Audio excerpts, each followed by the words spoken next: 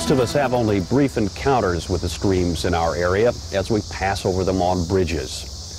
But down here you can savor the real beauty of our waterways. You can also see the havoc wreaked upon them by people. This 5-part series you're about to begin watching endeavors to show the consequences of our actions as we learn about some simple lifestyle changes that can make a big difference.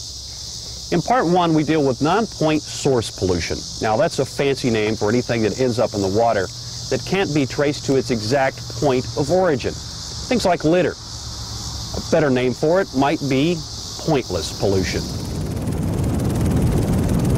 There are 3,000 miles of waterways in the Houston area. All of them drain into Galveston Bay and then the Gulf of Mexico.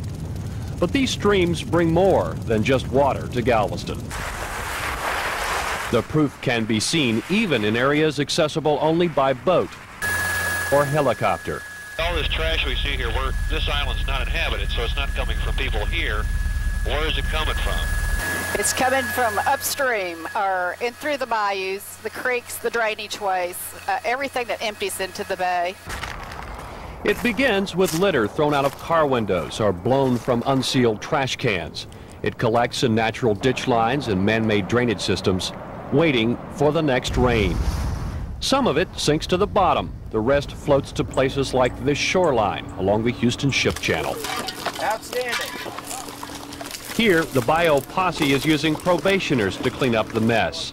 The trash is sorted for recycling to defray the cost of garbage bags and other supplies. 2.5 tons of glass, close to 500 pounds of plastics has been recycled, and 300 tires, just out of this one small area. So how much of this stuff can be recycled? Probably about 70%. Randy Hall would rather see this manpower used for erosion control and the restoration of wildlife habitat. But as it stands, they can't even keep up with the litter. Each new rain brings more trash. It also brings oil. Used oil dumped directly into storm drains, as illustrated in this simulation. By the way, that's molasses. But you also contribute to the problem if your car leaks fluid. These hydrocarbons are also washed by rain into our waterways. And the amount that ends up in Galveston Bay may surprise you. Every year in the Houston metro area, off of our streets, we have enough oil and gas to equal 40% of the Exxon Valdez spill washing into the bay system. You also contribute to pollution if you over-fertilize and then overwater your lawn.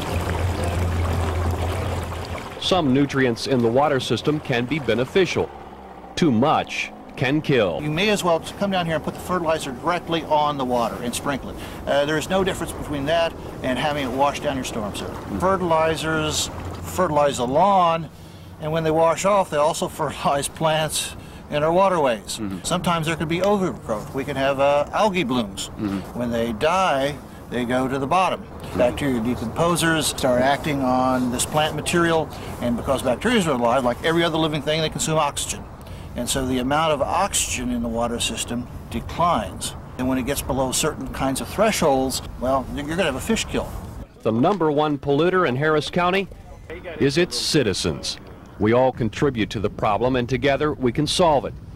But we won't truly succeed until the shores of our waterways are as beautiful close up as they are from outer space. And there you guys are.